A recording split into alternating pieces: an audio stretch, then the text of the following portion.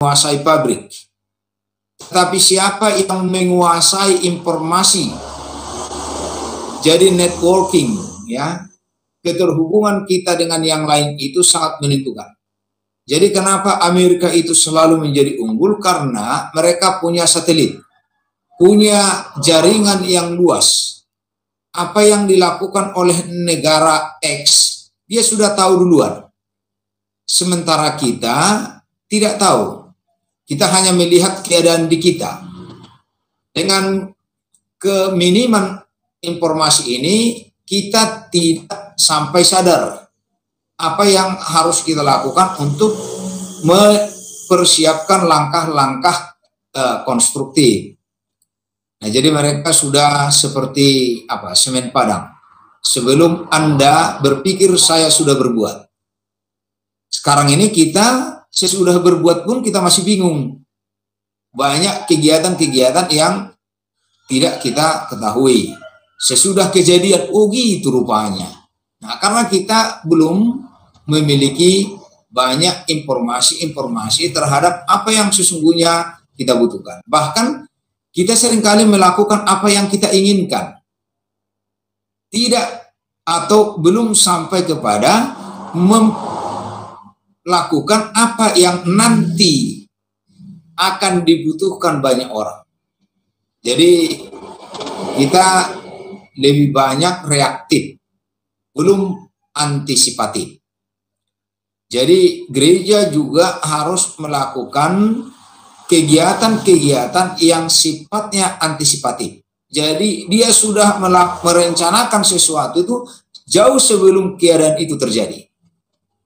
Oleh sebab itulah dalam kegiatan-kegiatan organisasinya melakukan persiapan-persiapan untuk menjawab tantangan, bukan hanya bersikap reaktif, ya, bukan hanya menjawab keadaan yang sekarang, tetapi keadaan yang sekarang merupakan petunjuk terhadap apa yang akan datang. Yang kedua, dia mengatakan ada teknologi yang dipaksakan kepada high teknologi.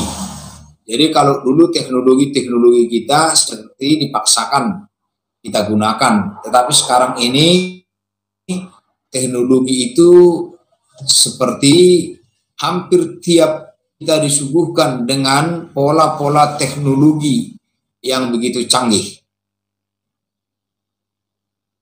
Jadi teknologi bukan lagi sesuatu yang terpaksa kita lakukan, gunakan ini karena ini sudah ada, ini sudah dianjurkan, tidak lagi.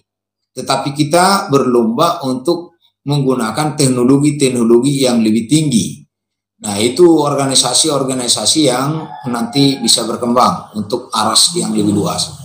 Kemudian ada perekonomian nasional kepada perekonomian dunia.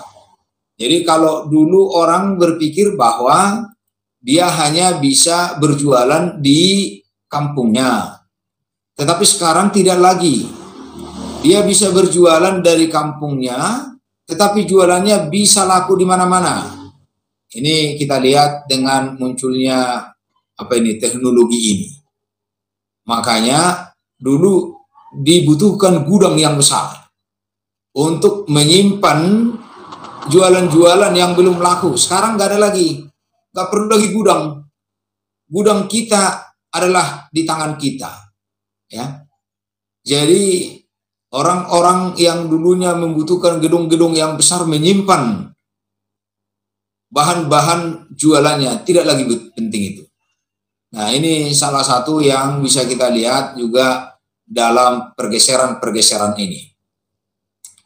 Yang itu sebabnya dikatakan kita mulai berpikir think globally et locally. Jadi berpikir secara global, bertindak secara lokal. Jadi apa yang kita lakukan sekarang ini harus bisa kita lihat dalam keterkaitannya dengan kebutuhan secara umum. Nah, ada pergeseran jangka pendek menjadi jangka panjang. Jadi organisasi itu janganlah memikirkan jangka pendek saja. Yang penting kita bisa melakukan ini sekarang. Tetapi menjadi pertanyaan, kalau ini kita lakukan sekarang, apakah ini bisa bermanfaat bagi kehidupan kita di masa yang akan datang? Jadi jangan lagi ada orang mengatakan yang penting sekarang ini kita selesaikan dulu. Benar, yang sekarang kita selesaikan, untuk masa depan tidak boleh kita abaikan. Itu sebabnya dalam pola-pola manajerial, terutama keuangan, selalu dia setidaknya ditata dengan 3 bagian. Untuk kebutuhan masa kini, untuk kebutuhan cadangan, dan kebutuhan investasi. Jadi cobalah umpamanya menata apa yang kau miliki, ini digunakan untuk rutinitas, ya. Ini menjawab tantangan-tantangan kebutuhan yang insidental, yang tak terduga. Tapi ini adalah untuk tabungan. Nah, itu sebabnya kalau dalam segi keuangan, orang tidak bisa menabung dari hasil sisa. Tetapi orang menabung harus dari tekad untuk menyisakan, yang menyisihkan yang ada. Jadi kalau kita hanya menabung dari nanti kalau sudah ada sisa uang belanjaanku akan kutabung, ya mungkin habis terus itu. Tapi kalau kita bertekad, akan saya sisihkan 200.000 1 bulan. Ini nggak boleh diapa-apai. Nah, itu namanya baru menabung. Dan itu mengindikasikan kita punya perencanaan jangka panjang. Untuk apa itu? Nah, karena kita melihat jangka panjang itu, masa depan itu tidak boleh kita abaikan. Nah, mereka-mereka yang mempersiapkan segala sesuatu terhadap kehidupan di masa yang akan datang, jangka panjang, adalah mereka yang bisa mengendalikan kehidupan ini. Kemudian ada sentralisasi kepada desentralisasi. Jadi kalau semuanya terpusat kepada sebuah organisasi, semua diatur oleh raja, semua diatur oleh presiden. Nah, itu membuat banyak ketidakpuasan. Nah, sekarang dibutuhkan desentralisasi, pelimpahan bagian dari kewenangan itu kepada orang-orang yang bisa dipercaya. Jadi desentralisasi mulai dari keuangan, mulai dari penugasan. Bayangkan umpamanya kalau ada organisasi untuk membeli fotokopi harus lapor dulu ke ketua. Ada yang seperti itu. Ya. Untuk membuat kebijakan yang sudah disetujui pun harus rapat lagi. Nah, dalam organisasi modern tidak boleh begitu. Sudah ada bidang program ini, bidang diakunnya begini, masing-masing punya bagian. Nah, yang secara konsepsional sudah ditata, ya, oleh pemimpin, sudah mendistribusikan kewenangan dia itu kepada tim yang dibentuk. Nah, begitu. Jadi, kenapa kita bentuk seksi-seksi kalau mereka tidak punya kewenangan, ya? Tetapi kewenangan itu tentu yang diatur, yang disepakati, sehingga dia tidak menjadi sewenang-wenang. Jadi tindakan-tindakan yang teratur sesuai dengan konsep organisasi, itu disebut dengan tindakan berwenang. Nah, mereka-mereka yang bekerja tidak sesuai dengan organisasi, itu yang disebut tindakan sewenang-wenang. Kemudian ada bantuan kelembagaan, ya, kepada swakarsa. Jadi dulu kalau ada lembaga-lembaga negara ini selalu dibantu lembaganya itu, ya. Kita juga gereja-gereja banyak sekali yang seperti ini. Kalau tidak dibantu dulu, mereka tidak bergerak. Tetapi sekarang ini sudah ada tren bahwa kita harus berprakarsa sendiri. Tanpa orang lain pun kita harus bisa bekerja, ya. Jadi bantuan-bantuan dari yang lain itu merupakan stimulans, penggerak. Tetapi tanpa orang lain pun kita harus bisa menjalankan organisasi kita, ya. Jangan hanya mengharapkan bantuan dari sini, bantuan dari sana, tidak. Itu sebabnya dalam organisasi modal pertama adalah bersumber dari anggota itu sendiri. Jangan bentuk organisasi yang sumber utamanya adalah dari orang lain, dari lembaga lain. Nggak sehat itu, ya. Gereja juga seperti itu. Gereja yang hanya mengharapkan menjalankan ucapan terima kasih, membuat ini, tidak sehat itu.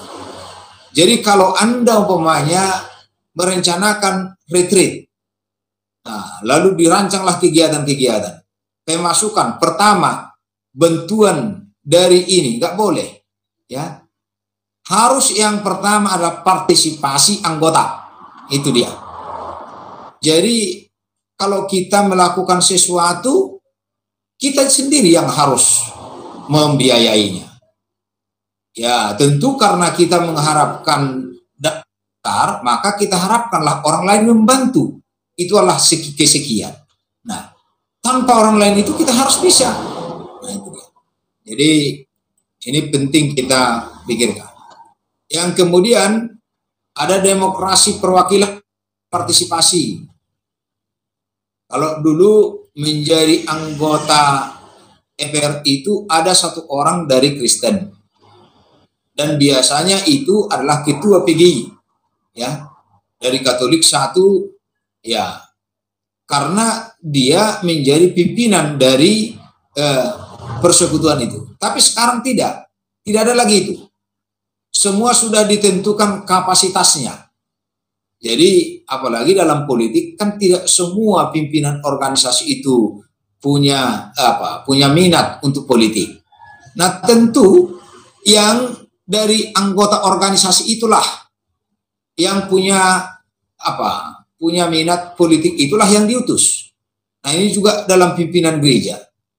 Kalau ada undangan ke luar negeri, undangan itu adalah lokakarya, membahas umpamanya lingkungan hidup. Tetapi yang diutus adalah orang-orang yang selama ini tidak pernah berkaitan dengan lingkungan hidup. Tetapi karena dia pimpinan, dia yang selalu pergi. Nah, ini juga dalam organisasi tidak boleh seperti itu. Jadi kalau ada undangan, ketua organisasi itu harus melihat, oh ini undangannya apa, temanya apa. Nah, oleh sebab itu dia melihat siapa anggotanya yang punya kompetensi tentang itu, ya. Tidak harus dia, ya. Oh, ini memang cocok ini untuk pemuda. Inilah yang bergerak, pemudanya lah diutus, begitu dia. Jangan hanya karena dia pimpinan, dia terus yang pergi. Kemudian hierarki ke networking. Jadi selama ini kita selalu menekankan pentingnya birokrasi organisasi, ya. Jadi bagaimana kita menjalankan organisasi itu melalui tahapan-tahapan bagian organisasi. Tapi sekarang ini adalah bagaimana keterhubungan kita, bagaimana memilih mitra. Networking ini adalah mitra. Jadi mitra itulah nanti yang akan memberikan sumbangan pemikiran, sumbangan lain sebagainya kepada kita. Kemudian kalau selama ini yang didengung-dengungkan adalah negara-negara maju di utara, sekarang ini bergeser ke selatan, ya. Cina sekarang sudah hampir mengimbangi bagaimana kehebatan Amerika. Nah, pilihan terbatas kepada banyak pilihan. Nah, jadi kalau dulu kita umpamanya makan di restoran. Nah, jadi kalau makan kita di restoran, biasanya makan apa Pak? Makan apa Bu? Katanya kan. Nah, makan sop. Disajikanlah sop dengan nasinya. Jadi kalau kita mau minta jus, tolonglah jus buat di situ. Sekarang ini kalau kita lihat semuanya di restoran itu disajikan semua. Jadi kalau kita mau makan, duduk, silakan duduk, dipersilakan. Lalu pegawainya menyajikan semuanya. Jadi kalau Anda mengambil semua, ya bayar. Ya, kalau hanya ambil satu, yang satu itu yang bayar. Kalau Anda copot-copot semuanya begini, ya konsekuensinya ya semakin besar bayarannya.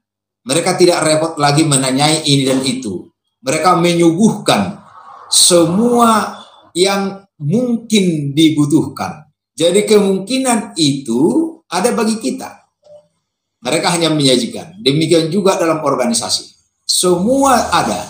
Tetapi kitalah yang tahu kemampuan kita. Semua perlu. Tetapi kita yang tahu bagaimana kondisi uang kita, bagaimana kondisi sumber daya manusia kita, bagaimana kita punya aset, dan yang lain-lain. Nah, jadi kalau dulu ada pilihan terbatas, sekarang banyak pilihan. Itulah 10 perubahan dengan berbagai gejala-gejala yang tampak di hadapan kita.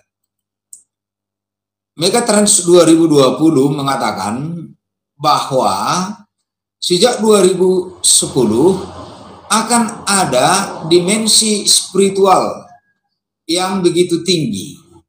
Nah, jadi kalau orang banyak mengatakan bahwa ekonomi menjadi primadona, satu-satunya menjadi target pencarian manusia, tetapi menurut penelitian orang akan tiba kepada pengakuan bahwa faktor penentu bagi keterhubungan kita dengan yang lain itu adalah dorongan spiritualitas.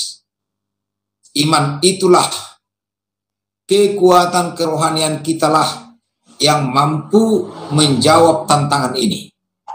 Sehebat apapun teknologi, kalau dorongan spiritualitasnya tidak kuat, maka ini semua akan berantakan.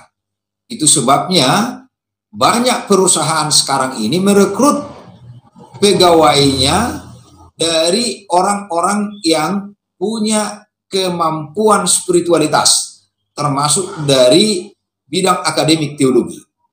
Nah, jadi ada beberapa tamatan kita dari sekolah tinggi teologi yang sekarang bekerja di bank, ya, yang sekarang bekerja di penyediaan finansial, ya. Jadi ada di Medan itu dulu dia jurusan PAK, sekarang dia manajer dari rekrutmen terhadap pegawai. Karena pegawai ini juga harus diberi pembekalan.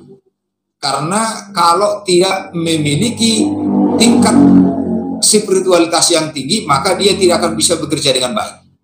Nah, jadi bagi saya menjadi sekolah tinggi teologi itu tidak harus pendeta, ya, bisa bekerja di mana-mana. Kalau Anda punya kemampuan untuk itu, akan ada kebutuhan untuk itu. Perusahaan-perusahaan sangat membutuhkan sekarang. Siapa yang bisa mendampingi para pegawai ini, memberikan siraman-siraman rohani supaya mereka bekerja sesuai dengan tupoksi, tugas pokok dan fungsinya. Ya, mereka setia, mereka jujur, mereka bisa bertanggung jawab, jangan berjawab tanggung. Ya, jadi manusia pandai sekali memberi jawab, tetapi bukan jawaban yang disadarinya sebagai bagian dari yang mengikatnya dengan organisasi itu. Kemudian memimpin dari tengah. Jadi kalau kita lihat dulu kepemimpinan itu selalu top down, dari atas ke bawah. Ada perintah, ada instruksi. Itu model-model dari kerajaan. Model-model organisasi yang mengedepankan kuasa. Ya, bahkan model-model dari kepemimpinan preman. Kalau sudah A kata bos, ya nggak boleh lagi diapa-apain. Sekarang ini tidak. Apalagi kepemimpinan berbasis sosial. Kita ini kan namanya gereja dan lembaga-lembaga lain itu adalah berbasis sosial yang didasarkan pada pengakuan. Kalau orang tidak mengakui kita, hebat pun kita nggak ada apa-apanya. Nah, supaya itu terjadi, maka kepemimpinan itu telah bergeser sekarang dari atas ke bawah menjadi kepemimpinan dari tengah. Ya. Jadi pemimpinnya harus duduk di tengah. Pemimpin yang dipilih itu adalah pemimpin yang oleh anggotanya menganggap kalau dia nanti pimpinan kita, kita bisa merasa nyaman. Kita akan mendapat pendampingan, kepentingan kita akan diperjuangkan. Nah, kalau tidak, maka mereka tidak akan memilih itu. Saya tidak pilih itu, saya tidak nyaman dengan dia itu. Ya, karena dia selalu menonjolkan kuasa, kehebatan. Tetapi sekarang ini yang ditonjolkan adalah siapa yang ada bersama-sama dengan mereka. Nah, pilihlah di antara kita, katanya kan, yang setara dengan kita, yang bisa mengerti kita. Nah, itulah sebabnya bahwa wakil-wakil rakyat itu dipilih sekarang ini. Dipilih karena orang-orang yang akan memimpin ini orang yang berasal dari orang yang akan dipimpin dan akan memperjuangkan keadaan orang yang dipimpin itu. Kemudian ada konsumen berdasar tata nilai, value. Jadi sekarang ini orang tidak lagi hanya untuk mempertimbangkan harga, ya, tetapi apa nilainya, apa manfaatnya, ya. Makanan juga seperti itu. Benar bahwa makanan ini adalah mahal, tetapi manfaatnya bagi saya apa? Ya, mobil ini perlu mahal harganya, tetapi manfaatnya apa? Baju ini mahal, tetapi manfaatnya bagi saya apa? Jadi sekarang ini sudah tiba kita untuk memikirkan nilai. Jadi nilainya apa sama kita? Biar orang lain umpamanya mencela, kalau itu punya manfaat kepada kita nggak apa-apa. Ya, jadi manfaatnya itu yang dikedepankan. Yang kemudian investasi berbasis tanggung jawab sosial. Jadi keberlanjutan dari investasi kita itu apabila investasi kita itu bisa berdampak kepada lingkungan sosial. Itulah yang kita sebut dengan trilogi gereja itu ada diakonia kita. Gereja harus melakukan aksi sosial bukan hanya kepada anggotanya, tetapi juga kepada lingkungan. Nah, kalau kita lihat, kalau coba cari-cari berapa biaya pembuatan iklan dari perusahaan-perusahaan, hampir 20%. Bahkan ada yang membuat lebih. Gunanya apa? Itu menjadi cara mereka untuk mempengaruhi orang. Sekarang ini juga sudah dituntut semua perusahaan untuk menyisihkan sebahagian dari laba bersihnya untuk dibagikan kepada masyarakat. Itu disebut dengan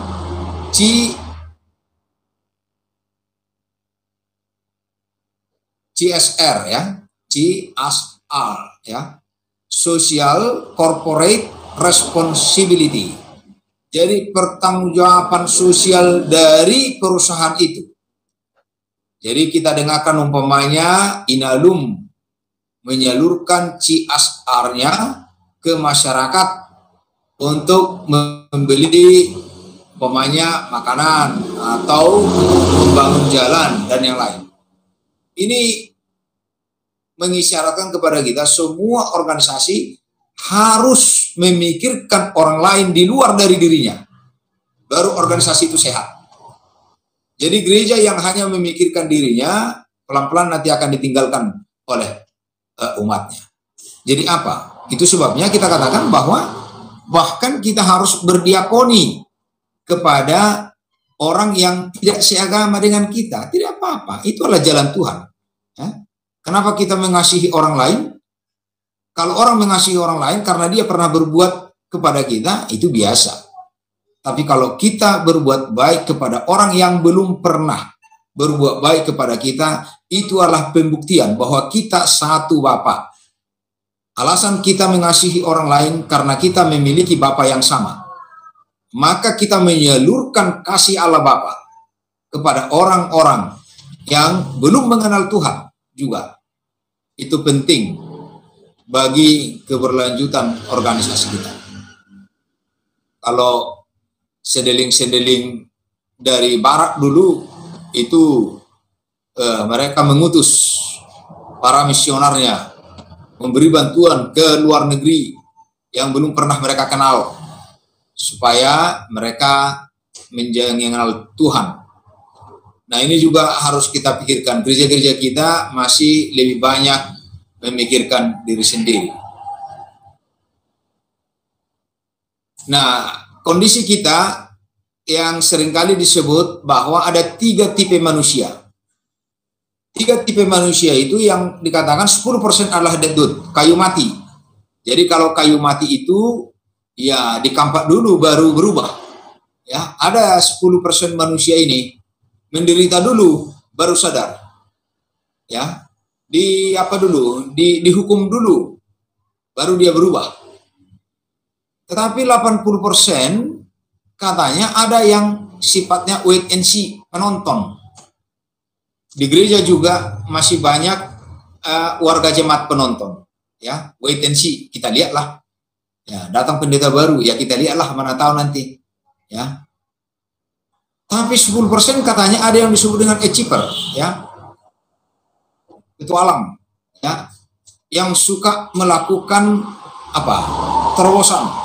Nah, hanya 10%. Nah, inilah yang perlu kita berdayakan.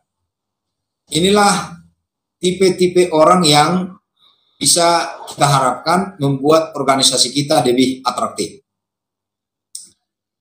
Kemudian kita perlu menyadari sejak awal gereja sebagai sebuah organisasi perlu menyadari pentingnya menetapkan dan mensosialisasikan visi organisasinya kepada semua pemangku kepentingan yang disebut dengan stakeholders, agar semua potensi dan kegiatan yang dilakukan bergerak dan bermanfaat kepada pemenuhan cita-cita dan tujuan bersama, memwujud nyatakan panggilannya sebagai gereja yang berada dalam suatu kondisi yang khusus. Jadi belakangan ini ada pertanyaan, kenapa banyak warga kita yang tidak mau mengabdikan dirinya? Ya, yang wait and see. Jawabannya menurut ini adalah mungkin ini ya, ada gereja juga yang tidak pernah memberitahukan apa rencana-rencana gerejanya. Dan mungkin juga ada gereja yang tidak tahu potensi apa yang dimiliki oleh warga gerejanya. Dan yang paling kritis adalah ada pemimpin-pemimpin gereja yang menyingkirkan orang yang potensial anggap menjadi kompetitor, menjadi pesaing. Nah, inilah yang membuat gereja kita tidak berkembang, tidak bertumbuh dan bertambah. Ya, harusnya gereja harus bertumbuh dan pertumbuhan itu ditandai dengan bertambahnya. Jangan sampai menjadi seperti ini ya, makin kerdil. Ya. Jadi stakeholders maksudnya pemangku kepentingan. Stakeholders itu tidak hanya warga jemaat kita. Stakeholders itu juga adalah pemerintah, lembaga-lembaga yang lain, mitra kita, dan orang-orang di lingkungan kita. Itu semua adalah pemangku kepentingan. Nah, itu perlu mengetahui apa tujuan organisasi kita ini. Jangan-jangan juga ada orang-orang yang membenci kehadiran gereja karena tujuan dari gereja ini tidak mereka mengerti. Nah, kalau mereka tidak mengerti, tentulah mereka akan memusuhinya. Nah, jadi kita perlu mensosialisasikan itu. Jadi kepada lingkungan, apa salahnya umpamanya melakukan aksi Natal seperti yang kita lakukan di STT, kita panggil orang-orang di sekitar kita, pemuda-pemuda sekitar kita, tukang becak dan yang lain. Dan dengan demikian mereka merasa ikut ambil bagian, bertanggung jawab terhadap organisasi atau kelembagaan kita. Ini tanggung jawab organisasi.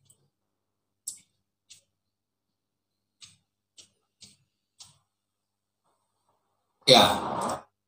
Nah, kita masuk kepada fenomena kehidupan. Fenomena kehidupan ini ditandai dengan dua hal. Yang pertama, waktu.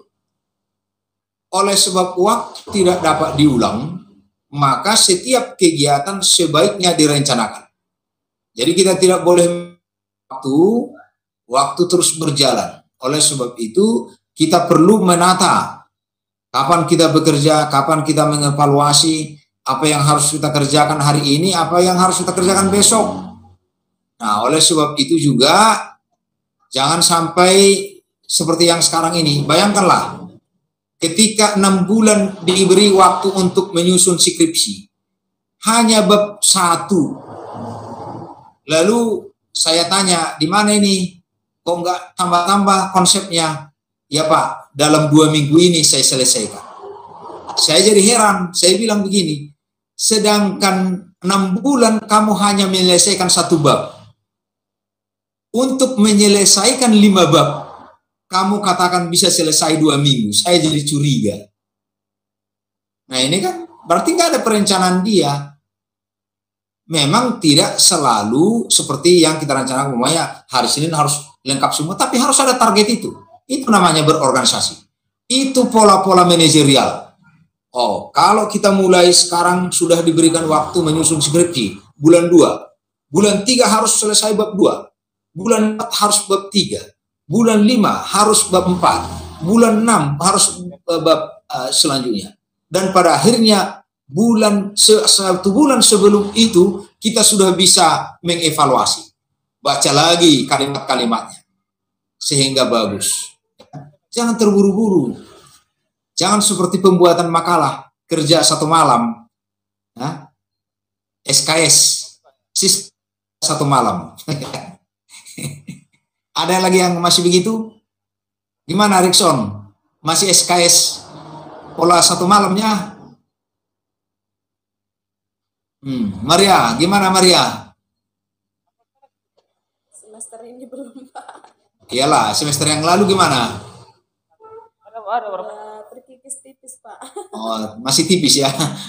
Oke lah. Nah, jadi ada perlu waktu ya. Nah, jadi rencanakan semua. Nah, itu fenomena kehidupan itu.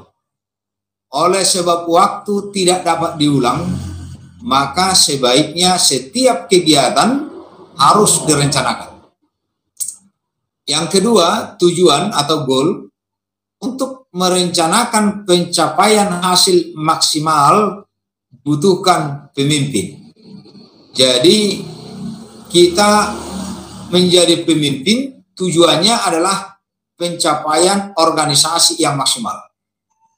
Oleh sebab itu jangan ogah hanya untuk menjadi pemimpin, tapi dia tidak punya visi, ya, tidak punya satu target, ya. Nah, jadi tanggung jawab setiap pemimpin adalah hari esok harus lebih baik dari hari ini, gitu ya. Jadi apa yang kamu suguhkan untuk perbaikan dari apa yang sudah dilakukan oleh orang yang sebelumnya.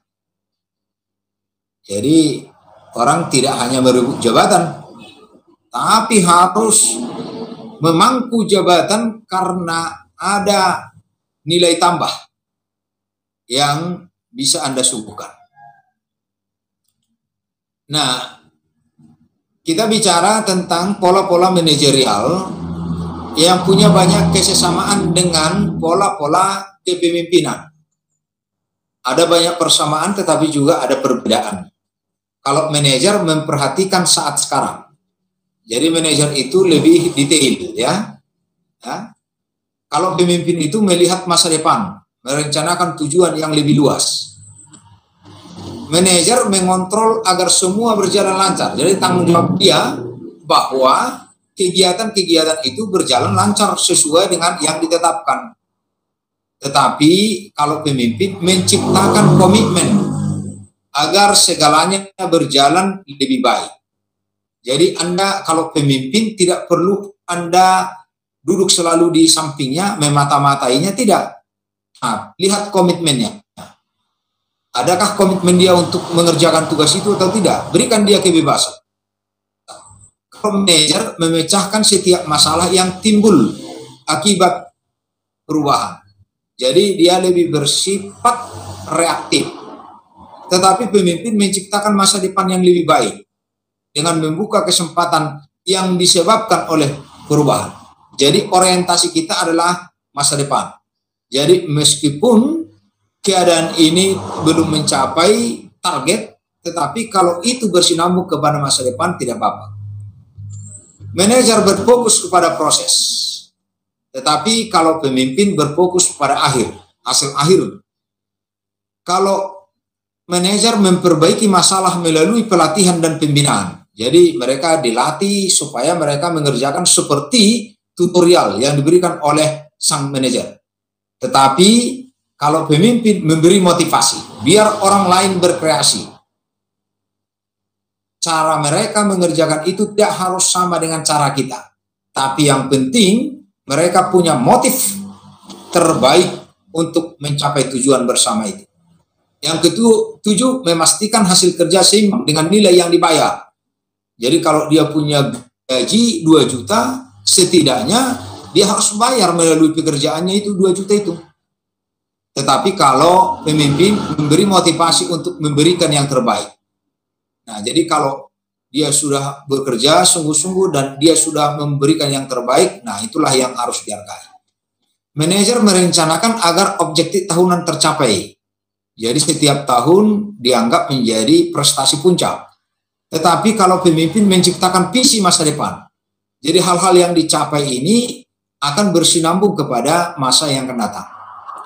Kesembilan, menciptakan ketentuan-ketentuan serta prosedur operasional standar agar efisien. Tetapi pemimpin melangkah lebih dari kebutuhan prosedur yang standar serta menciptakan sistem yang lebih efisien. Manajer bertindak secara bottom line, mencari sesuatu dengan cara yang terbaik, mencapai angka keberhasilan dengan efisien. Ya, efisien maksudnya menyelenggarakan kegiatan untuk menghasilkan sesuatu. Sementara pemimpin bersifat top line, apa yang ingin dicapai, memastikan bahwa tangga yang dipergunakan berada pada dinding yang benar. Jadi manajer memastikan bahwa tangga itu bisa mencapai apa yang ingin diraih. Tetapi pemimpin memastikan bahwa tangga sudah diletakkan pada dinding yang benar untuk digunakan. Nah, itu hal-hal yang kita bisa bedakan antara pola-pola pekerjaan manajer dan pemimpin.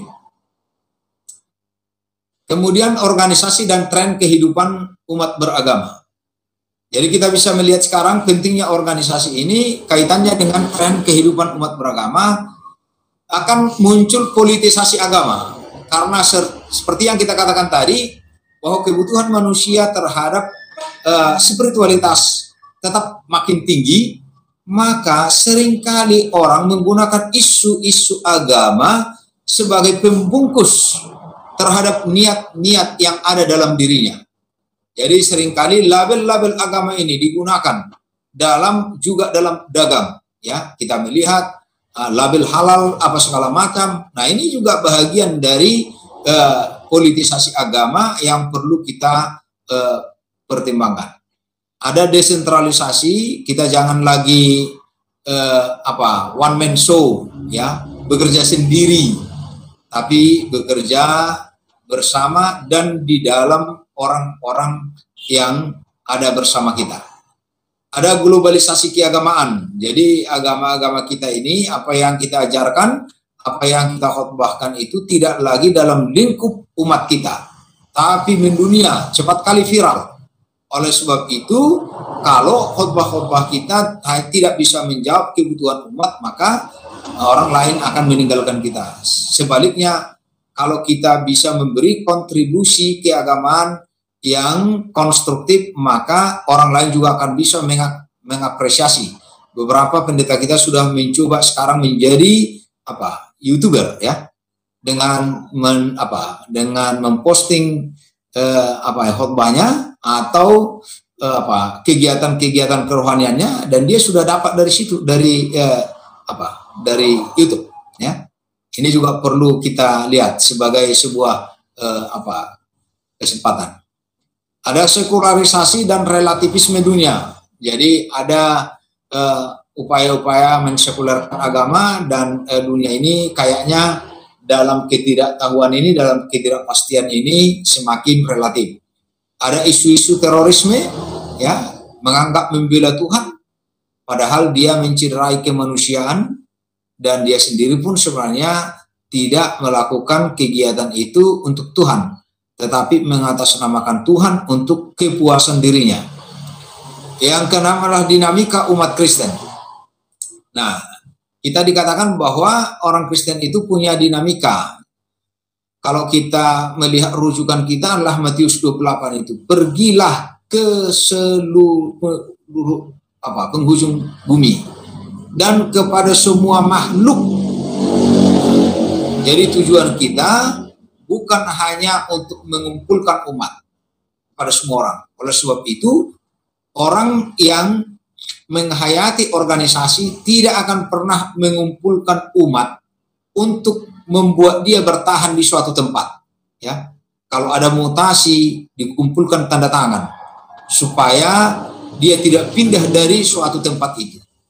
Itu bukan pola manajemen dari seorang rohaniawan. Ya, dia takut dipindah, dia takut gajinya turun. Nah, tidak. Itu pola-pola introvert. Ya. Yang ketujuh, primordialisme, paham yang memegang teguh hal-hal yang dibawa sejak kecil, sesuatu yang ada dalam lingkungan pertamanya.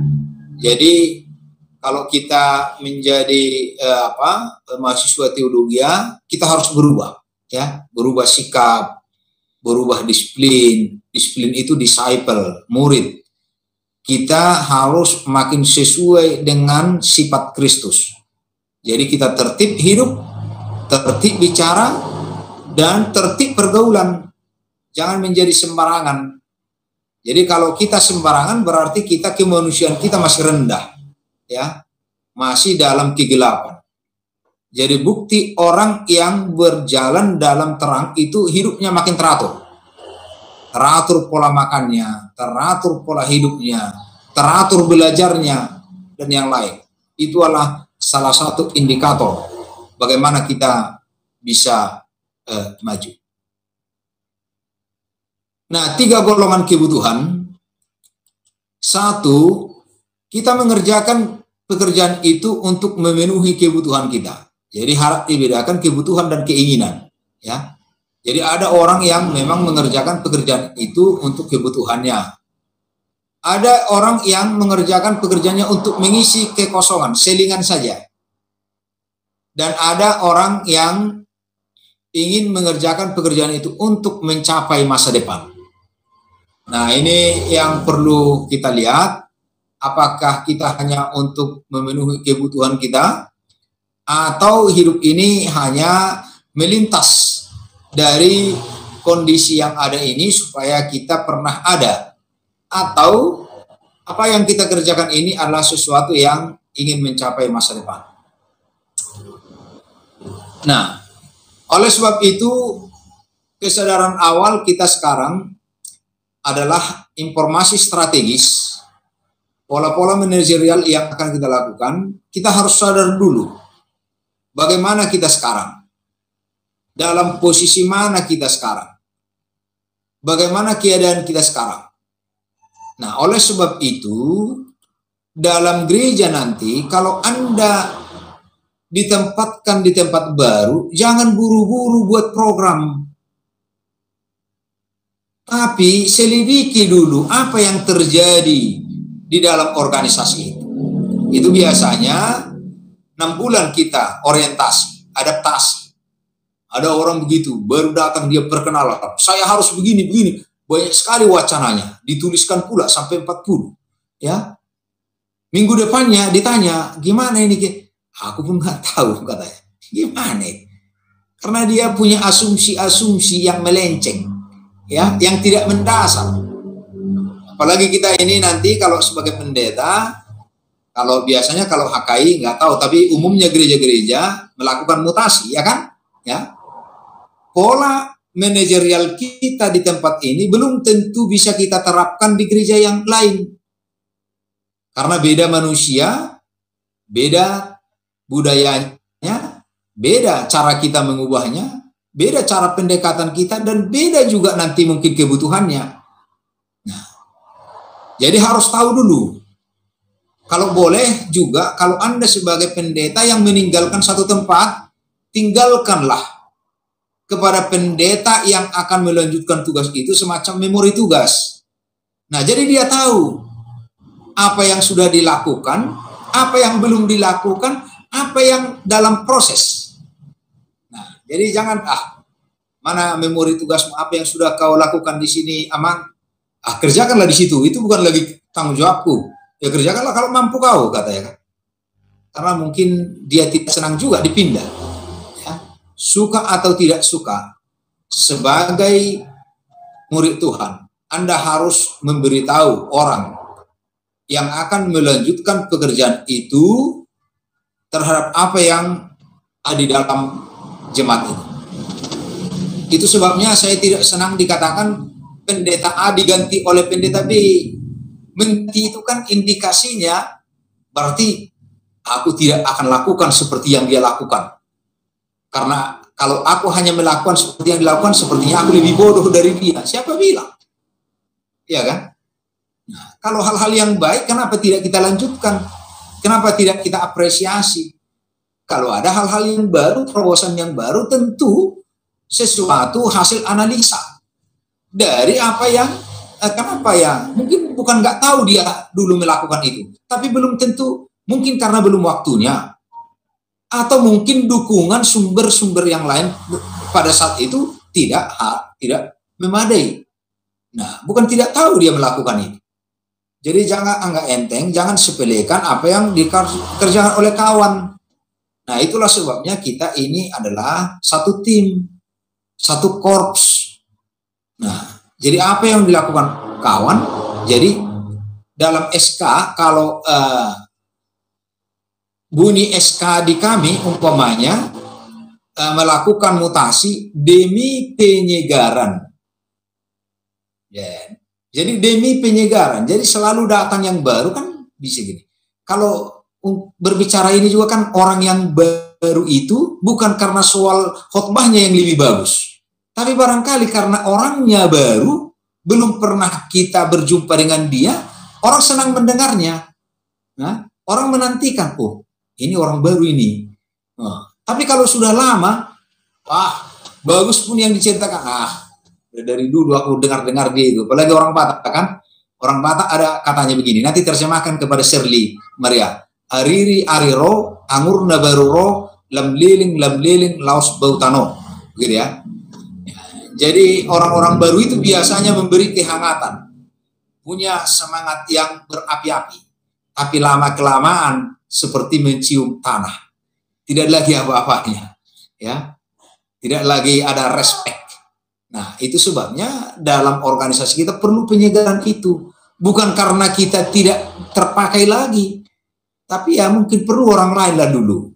Supaya mereka lebih bersemangat. Begitu dia. Nah, ada itu harus yang kita mengerti. Di mana kita sekarang? Bagaimana kondisi dari jemaat yang akan kita pimpin? Di mana kekristenan kita sekarang? Kemudian kemana kita pergi? Nah, ini juga. Jadi, kalau ini perlu kita renungkan, dari kemana kita pergi, tentu ini berhubungan dengan keadaan kita itu. Ya, sama seperti umpamanya orang memilih pekerjaan. Bukan karena tidak tahu umpamanya kedokteran lebih menjanjikan. Tapi dia juga memperhitungkan kemampuan orang tuanya. Ya. Bukan karena dia tidak tahu umpamanya ke sekolah ini bagus, tapi ekonomi yang membuatnya begitu. Nah, jadi ada beberapa pertimbangan-pertimbangan yang membuat orang menentukan pilihannya. Nah, kemana dia berbuat. Kemudian bagaimana cara kita pergi ke sana? Itulah yang perlu dipikirkan. Kemana kita pergi, lalu bagaimana caranya? Kalau kita umpamanya disuruh pergi dari kampus ke Binjai, bagaimana caranya? Apakah kita naik sepeda motor, naik angkot? Kalau dikatakan umpamanya kamu ke Binjai dan harus tiba di sana setengah jam dari sekarang, tentu Anda mencari moda transportasi yang lebih cepat karena durasi waktu. Tapi kalau dikatakan kamu harus ke Binjai, kita bertemu di sana hari Jumat. Ngapain Anda sekarang buru-buru mencari umpamanya Grab, harus pergi sekarang? Ya, mungkin bisa dengan apa? Dengan model yang lain karena waktunya ditentukan berbeda. Ya, inilah skema manajemen organisasi. Skema manajemen organisasi ini diperhadapkan dengan tiga dimensi waktu. Yang pertama adalah future, present, dan past. Jadi masa depan, masa kini, dan masa lalu. Masa depan ini, future ini mengindikasikan apa yang ingin kita capai. Seperti apa kita masa depan. Seperti apa bentuk organisasi kita, apa yang ingin dicapai oleh organisasi kita di masa akan datang. Itulah juga yang disebut dengan visi, ya, kondisi ideal. Gitu. Kemudian, bagaimana keadaan kita sekarang? Nah, keadaan kita sekarang ini adalah merupakan hasil masa lalu. Ya, jadi apa yang kita hadapi sekarang ini dihasilkan dari masa lalu. Kita juga ini adalah hasil dari perbuatan masa lalunya kita ini. Ya, maka keadaan kita seperti ini sekarang. Keadaan sekarang ini dibagi menjadi dua secara organisasi. Technical site management itu yang disebut dengan infrastruktur. Infrastruktur ini maksudnya sarpas, sarana dan prasarana. Kemudian ada strategi. Strategi apa yang kita jalankan untuk menggunakan, memberdayakan sarana prasarana ini untuk mencapai visi itu. Nah, kemudian kita harus tahu apa saja milik kita. Bagaimana kondisi keuangan kita, bagaimana sumber dayanya, bagaimana relasi kita, dan yang lain. Nah, lalu kita pikirkanlah strateginya. Lalu kemudian ada style, gaya hidup. Gaya organisasi ini yang khas seperti apa. Kemudian nilai-nilai apa yang kita miliki. Jadi style dan values ini adalah sisi lain dari organisasi.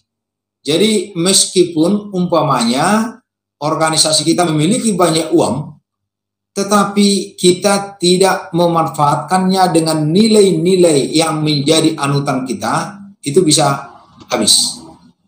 Kemudian style ini, gaya kepemimpinan kita seperti apa? Haruskah umpamanya melakukan sifat seperti yang tadi, harus menjadi top down atau otoriter atau yang lain, atau bisa kita duduk bersama memimpin dari tengah? Nah, tentu itu sangat dipengaruhi oleh nilai-nilai yang ada dalam diri seseorang. Jadi kita ini belajar sekarang ini adalah bahagian dari pembentukan nilai-nilai. Jadi cobalah belajar dalam dirimu, nilai-nilai akan tertanam dalam dirimu. Apakah nilai permusuhan, nilai kesombongan, nilai arogansi, nilai individualitas? Itu sebabnya sebenarnya kita hidup di asrama. Jadi dengan di asrama itu kita bisa berbagi rasa.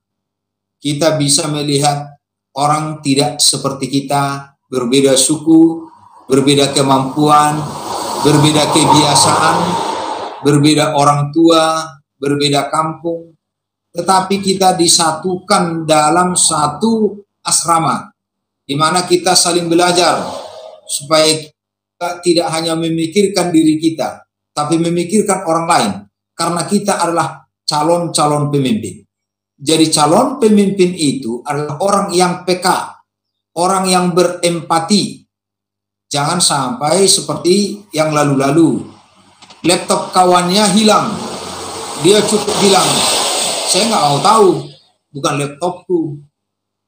Jadi kalau saya dulu Bapak asrama sempat di situ, ya ada dua konsekuensi, tanggung renteng. Kalau ada yang hilang dari satu kamar itu, semua penghuni kamar itu harus menanggung. Itu tandanya. Oleh sebab itu, kalau kamu mau kuliah, kau lihat laptop kawanmu terletak di atas meja, tidak ingat dia nyimpan, simpan. Jadi nanti diambil orang gimana? Itu adalah bagian tanggung jawabmu. Bahwa keadaan yang timbul terhadap orang lain itu adalah bagian dari yang timbul bagi dirimu. Itu gunanya berorganisasi. Nah, kalau tidak seperti itu, maka kita sebenarnya individualistis, egoisme yang terjadi.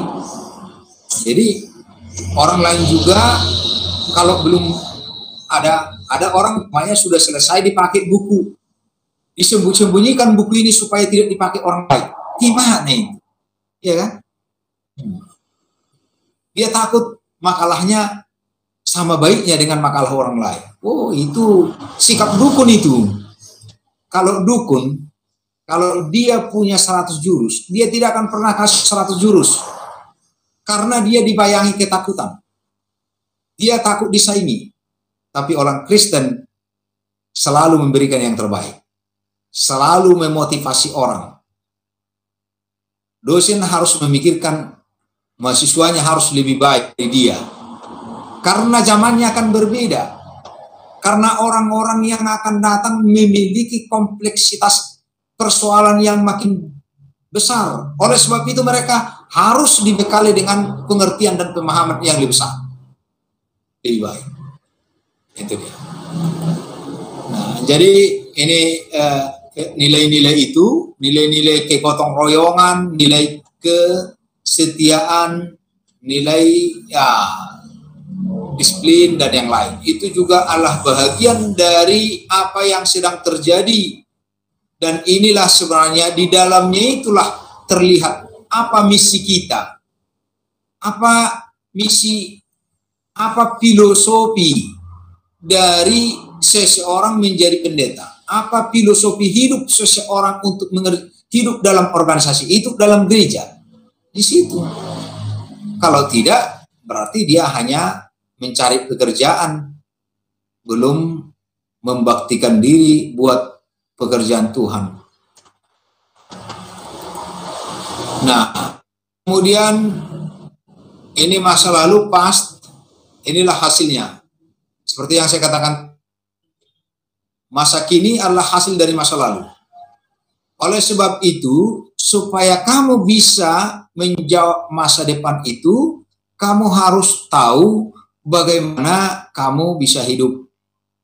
Bagaimana kamu mengerti masa lalu itu.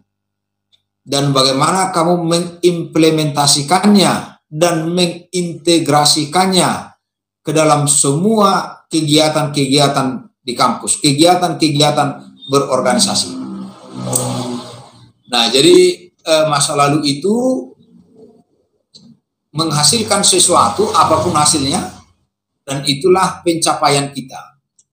Dan itulah yang harus kita gerakkan sebagai arti dari organisasi. Dan keadaan kita itulah yang menunjukkan apa maksud yang akan kita capai dalam menjalankan tugas itu. Sehingga kita berharap bahwa kita tiba kepada tujuan yang kita dapatkan. Jadi dalam organisasi seperti yang tadi, We are now. Jadi di mana kita sekarang?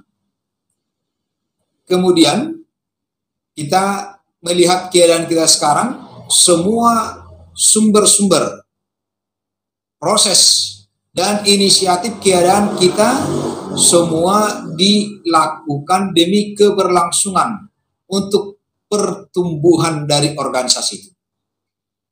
Kemudian itulah membuat alasan kita ada dalam organisasi, dan dengan melihat perjalanan penanganan organisasi itu kita bisa berkata kemana kita akan pergi.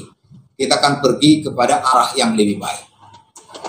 Nah, dalam organisasi, dalam empiris organisasi ada yang disebut dari human resources, dari sisi sumber daya manusia, rekrutmen, seleksi. Jadi dari rekrutmen ini kenapa kita membutuhkan rekomendasi? Karena dari awal sebenarnya sudah diteliti orang-orang yang cocok untuk pekerjaan itu. Tidak semua kerinduan itu cocok untuk pekerjaan. Nah, oleh sebab itu ada seleksi. Diseleksi lagi nanti di kampus. Nah, seleksi ini tidak hanya seleksi akademik, tapi juga seleksi kepribadian melalui wawancara. Nah, kalau mereka sudah diseleksi, tentu yang dinyatakan atau diterima itulah orang-orang yang memiliki kualifikasi seperti yang dibutuhkan organisasi. Maka mereka harus dilatih. Itulah sebabnya gereja-gereja melakukan sekarang CP, ya. CP, kita juga pemula, baru kemudian praktek pendeta, training, ya. Di training lah ini, ya. Kemudian dimotivasi, diberikan pembekalan, baru kemudian mereka ditempatkan, placement atau installment. Ditempatkan di mana? Nah, ini juga bagi seorang pemimpin kita ingat bahwa right man on the right place, ya. Jadi tempatkan orang sesuai dengan kemampuannya, ya. Kalau dia tidak bisa hidup di kota, jangan tempatkan di kota. Atau ada orang yang tidak bisa hidup di desa, ya ini juga merupakan pertimbangan-pertimbangan. Jadi penempatan itu tidak like dislike, tapi harus ada parameter. Ada rujukan kepada seorang pimpinan. Bagaimana menempatkan, ya, bukan hanya soal keinginan. Nah, ini juga menjadi titik kritis di gereja, soal mutasi, ya. Selalu orang tidak mengasumsikan bahwa penempatan ini tidak cocok karena dia selalu mengharapkan yang lebih hebat. Nah, penempatan inilah nanti akan mengindikasikan apakah dia bisa bekerja optimal. Nah, kalau dia bekerja optimal, maka dia akan diberi hadiah. Hadiah ini macam-macam. Apakah diberikan kepada pelayanan yang lebih baik, tanggung jawab yang lebih besar, atau memang menambahkan gajinya, atau bagaimana. Tapi sekaligus, kalau dia tidak melaksanakan tugasnya dengan baik, maka dia akan dihukum, punishment. Ya, punishment ini bisa beberapa hal. Ya, jadi menghukum seorang yang tidak melakukan pekerjaannya bisa dengan 3 hal. Yang pertama, dia dimutasi. Ya, dimutasi tentunya kepada pelayanan yang lebih sedikit. Yang dia akan dia akan ditempatkan di sebuah tempat di mana tempat itu tidak tanggung jawab yang besar. Nah, kalau ada gereja-gereja yang melakukan ini diparkir, ya, diparkir dia tidak ditugas apa-apa, dia belum dipecat, tetapi dia tidak diberi pekerjaan yang lain, ya, gajinya ada ketentuannya, ada dalam setahun dia menerima full, tapi tahun yang kedua semester yang pertama dia akan mendapat potongan dan yang lain, sampai nanti tahun ketiga dia akan diberhentikan kalau dia tidak. Baru yang ketiga, caranya untuk menghukum adalah dengan promo singkir, ya. Dalam organisasi ada yang disebut dengan promo singkir. Promo singkir itu seolah-olah dipromosikan, tetapi untuk mencabut dia dari dari jabatan itu. Jadi umpamanya ada orang yang menjadi kepala departemen, dia tidak mengerjakan tugasnya dengan benar, maka oleh pimpinan kalau langsung dia diganti begitu, maka dia mungkin akan sakit hati karena dia sudah senior. Maka oleh pimpinan mengatakan bagaimana sebaiknya kalau Anda studi lanjut, nanti beasiswanya kita akan urus. Ya, dia menjadi studi lanjut, dengan demikian kursi ini menjadi kosong, jabatan ini menjadi kosong, diisi oleh orang lain. Nanti tamat dia dari sana, dia akan ditempatkan tempat yang lain, nggak mungkin lagi ke tempat yang lama itu karena sudah diisi oleh orang lain. Nah, inilah yang disebut dengan promosingkir. Ya, menyingkirkan seseorang dengan cara mempromosikan karena dia tidak mengerjakan pekerjaannya dengan benar pada posisi itu. Nah, kemudian kalau dia tadi diberikan hadiah, produktivitasnya tinggi, pekerjaannya baik, maka itu akan biasanya melalui penampilan dan penghayatan. Nah, jadi dalam organisasi itu cara penampilan dari seorang pemimpin itu membuat pekerjaan itu menjadi baik dan menjadi optimal, itu sangat ditentukan oleh sikap para pemimpin. Nah, kalau penampilannya bagus dan pekerjaannya bagus, maka akan ada seperti yang kita katakan tadi. Ada lagi mutasi ke arah yang lebih baik, atau promosi, dia dipromosikan kepada kedudukan yang lebih tinggi, atau dia didemosi, diturunkan ruang lingkup tugasnya. Jadi dia diberikan kepercayaan yang lebih sedikit. Kalau ini terjadi, maka seseorang yang ada dalam organisasi itu akan pensiun, retire dengan bahagia, dan organisasi bisa berkelanjutan. Seperti yang kita tahu, organisasi itu memiliki 4 kandungan. Yang pertama, excellency, keunggulan kita apa? Yang kedua, integrity, disiplinnya bagaimana? Yang ketiga adalah transparansi, ya, transparansi dari organisasi itu apa? Dan yang keempat adalah sustainability, keberlanjutan organisasi itu. Jadi 4 komponen ini harus tetap dijaga oleh seorang pemimpin sehingga organisasi itu bisa berlangsung baik, bertumbuh, berkembang, dan bertambah. Sekian penjelasan untuk sesi ini. Ada yang ingin bertanya? Masih ada 2-3 menit lagi. Pak. Ya, silakan Rickson.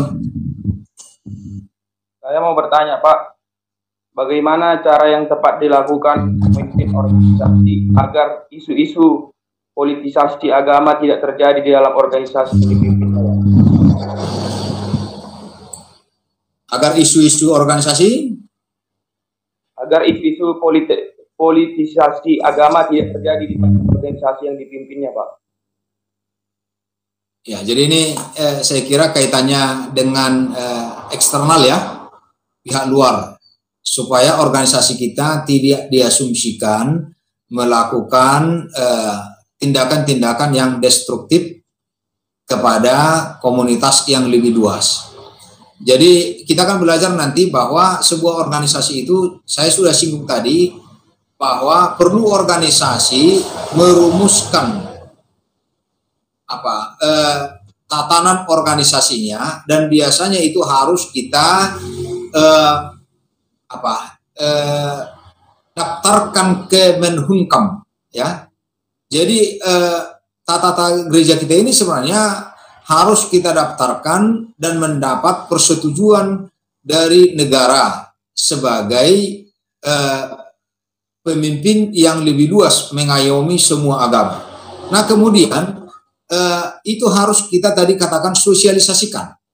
Kita sosialisasikan kepada anggota kita, pihak-pihak yang bertugas, supaya dia tidak melakukan tindakan-tindakan yang melenceng, apalagi tindakan-tindakan yang multitafsir.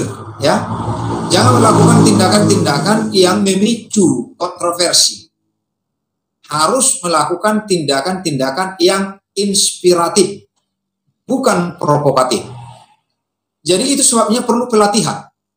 Jadi sebenarnya organisasi harus bertanggung jawab untuk mengawal semua tindakan-tindakan dari organisasi ini tidak sampai melenceng dari pondasi organisasi yang ditetapkan.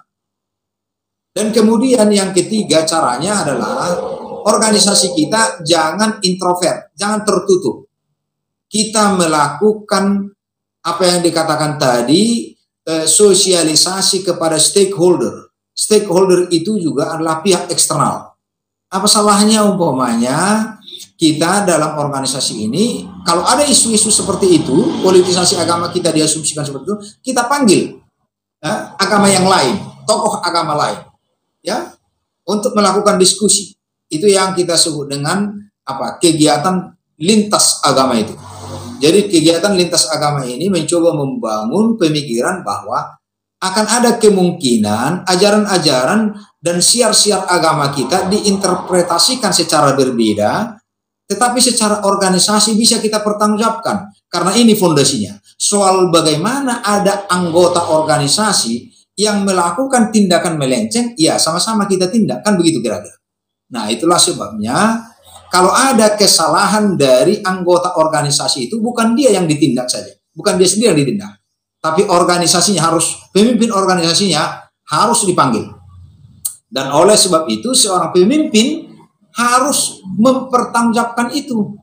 Nah kalau di militer umpamanya, kalau kita lihat umpamanya ketika terjadi bentrokan Brimob dengan tentara ya di arah Binjai itu, siapa yang dicopot?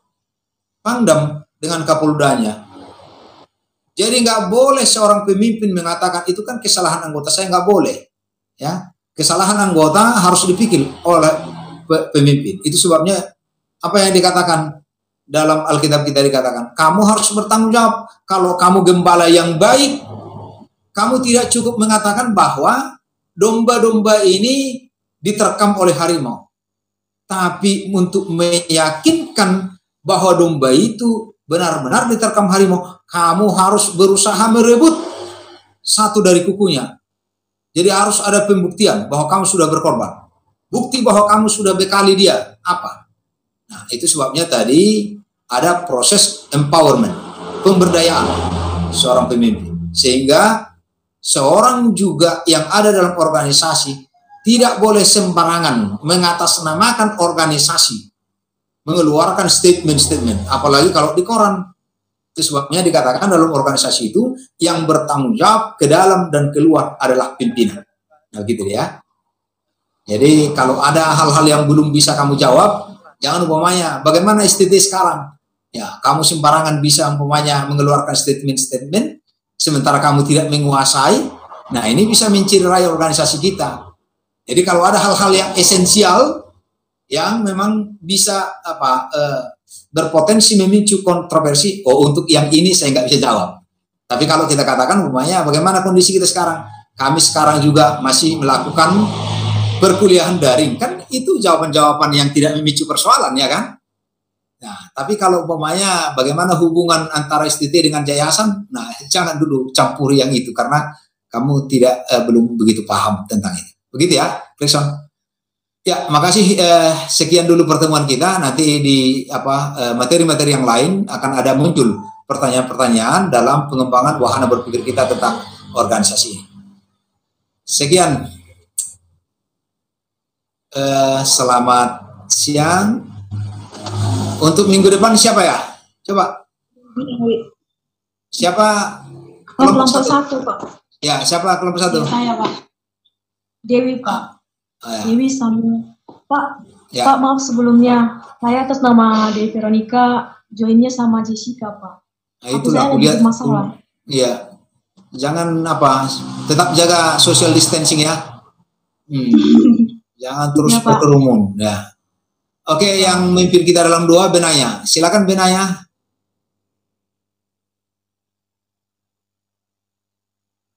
Mana ini Benaya?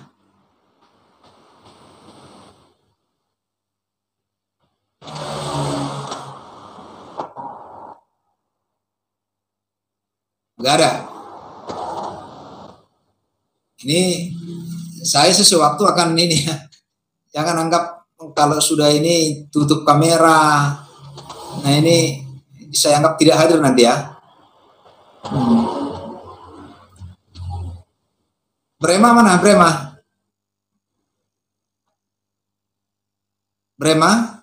Ya Pak. Oke, silakan pimpin dalam doa. Ya, sebelum menutup perkuliahan kita, mari kita bersatu dalam doa.